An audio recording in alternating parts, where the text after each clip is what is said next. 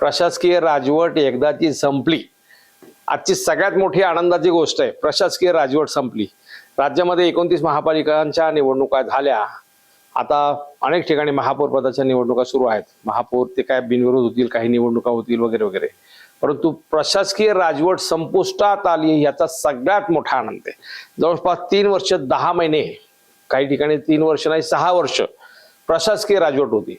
प्रशासकीय काळामध्ये प्रचंड मोठ्या प्रमाणावरती लूट प्रत्येक शहरात झालेली आहे। डायरेक्ट इनडायरेक्ट त्याच्यात राज्य सरकारचा हस्तक्षेप असतो। या काळामध्ये कुठल्याही कामाचे काही निर्बंध कोणावरही नव्हते, लोकप्रतिनिधीच नव्हते, नगरसेवक लोक विसरले होते। परंतु आता महापौर उपमहापौर यांच्या निवडी झालेल्या आहेत, त्याच्यामुळे प्रशासकीय राजवट संपलेली आहे। पिंपरी चिंचवडच्या बाबतीमध्ये 3 वर्ष 10 महिने 24 दिवस प्रशासकीय राजवट म्हणजे एक प्रकारची जुलमी राजवट होती। त्याचे कारणच तसं आहे की त्या काळामध्ये केले गेलेले खर्च याच्यामध्ये 50-60% भ्रष्टाचार होता। 50 ते 60%, त्याला काय मर्यादाच नव्हती। त्याच्यामुळे या पिंपरी चिंचवड शहरामध्ये इतक्या मोठ्या प्रमाणावरती लूट झाली, त्याला काय मर्यादाच नाही। आज महापौर उपमहापौर पदाच्या निवडणुका झाल्या, त्याच्यामध्ये महापौर पदावरती रवी लांडगे यांची निवड झाली। रवी लांडगे हे भोसरीमधून प्रभाग क्रमांक 5 मधून निवडून आले, ते बिनविरोध निवडून आले, दुसऱ्यांदा बिनविरोध निवडून आले। 2017ला पण होते आणि आता पण बिनविरोध आले, आणि महापौर पदाचा त्यांचा एकमेव अर्ज असल्यामुळे त्यांची बिनविरोध निवड झाली। उपमहापौर पदावरती आणि रवी लांडगे यांची निवड ही अत्यंत महत्वाची आहे, कारण का या शहरामध्ये भाजपचं बस्तान ज्यांनी बसवलं ते स्वर्गीय अंकुशराव लांडगे, ॲडव्होकेट अंकुशराव लांडगे। त्यांचे रवी लांडगे आणि अंकुशराव लांडगे हे सख्खे काका पुतणे। अंकुशराव लांडगेंच्या अगोदर रवी लांडगेंचे वडील बाबासाहेब लांडगे हे नगरसेवक होते। अंकुशराव लांडगे यांची हत्या झाली, नंतर तिथे त्यांच्या पत्नी आशाताई लांडगे ह्या नगरसेविका होत्या। नंतर रवी लांडगे यांच्या पत्नी श्रद्धा, डॉक्टर श्रद्धा लांडगे या नगरसेविका होत्या, आणि आता 5वे नगरसेवक त्याच घराण्यातील आहेत।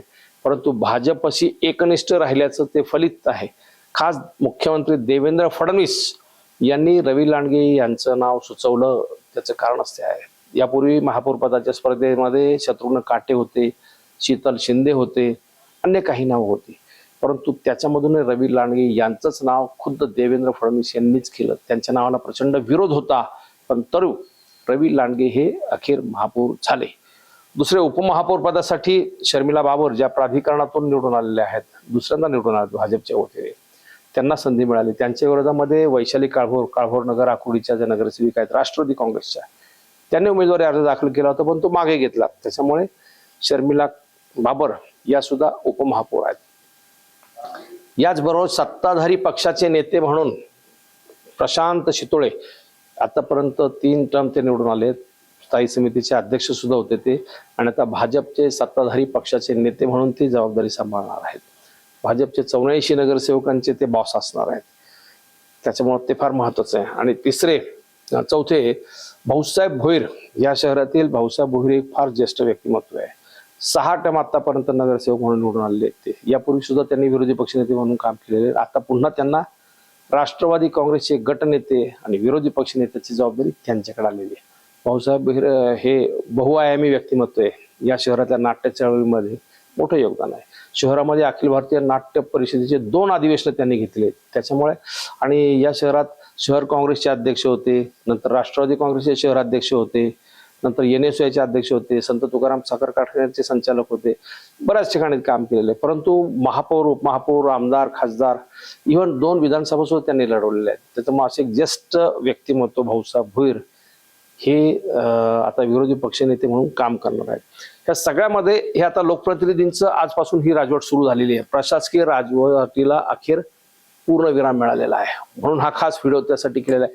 प्रशासकीय राजवट तोट्याची का, तर गेल्या भाजपच्या 2017 ते 22चा काळ सोडा, प्रशासकीय राजवट जी 22 पासून सुरू होती आतापर्यंत, त्या राजवटीमध्ये या महापालिकेच्या जवळपास 4000 कोटीच्या ठेवीचा यांनी चोरडा केला। आज जवळपास 6951.57 कोटी रुपयांची कर्जबाजारी ही महापालिका, म्हणजे हे तुमच्या लक्षात येईल। इतकंच नाही तर गेल्या 4 वर्षामध्ये यांनी ज्या प्रकारे बेसुमार खर्च केलेले आहेत, अंधाधुंद खर्च केलेले आहेत, कुठलाही नियंत्रण नसल्याप्रमाणे, पण त्याच्यामध्ये अनेक काम आहेत। त्याच्यामुळे जवळपास 4,500 कोटी 4,500 कोटींचं दायित्व आलेलं आहे, म्हणजे देणेदारी आहे. दरवर्षी 1,500 कोटी द्यायचे म्हटले तरी सुद्धा 3 वर्ष पुढचे या शहरामध्ये भांडवली कामं मोठ्या प्रमाणावरती कोणतीही काढू शकत नाहीत.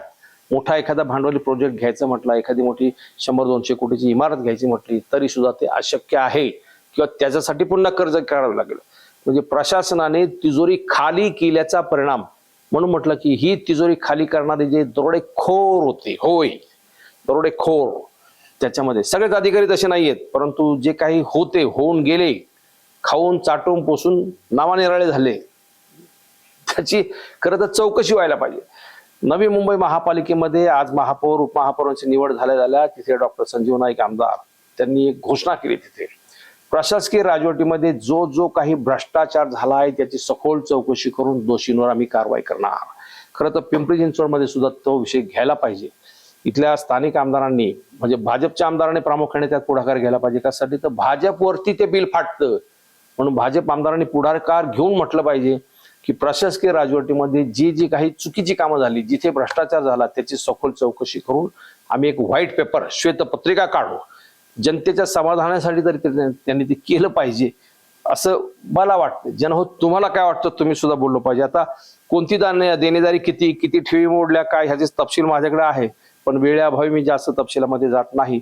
परंतु प्रशासकीय राजवट संपुष्टात आली आणि लोकप्रतिनिधींची राजवट सुरू झाली. म्हणजे आता तुमचा नगरसेवक हा तुमचा पालक आहे, तुमचा नगरसेवक हा या शहराचा विश्वस्त म्हणून तिथे काम करेल, त्याच्या मार्फत कामं होतील. यापूर्वी तुम्हाला जे नको आहे ती कामं सुद्धा प्रशासक वाटेल ती कामं करत होते. महापालिकेच्या 8 प्रभाग आहेत, 8 प्रभागामध्ये दरवर्षी जे 50-100 कोटी रुपयांचं बजेट होतं ते संपत होतं. कसं संपत होतं कोणाला तपास नाही, कामं तर काही दिसत नाही. अजित पवारांनी, दिवंगत उपमुख्यमंत्री अजित पवारांनी या महापालिका निवडणुकीमध्ये हा तर खरं प्रचाराचा मुद्दा केला होता की ही महापालिका कर्जबाजारी झाली आहे, या महापालिकेच्या ठेवी मोडल्यात, दायित्व वाढलेलं आहे वगैरे वगैरे.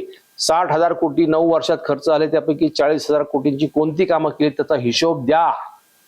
खरं तर अजित पवारांच्या त्या आत्म्याला शांती मिळावी म्हणून राष्ट्रवादीच्या नगरसेवकांनी सुद्धा ही मागणी करायला पाहिजे की प्रशासकीय राजवटीमध्ये कोणते खर्च झाले त्याची चौकशी करून दोषींवरती कारवाई करा.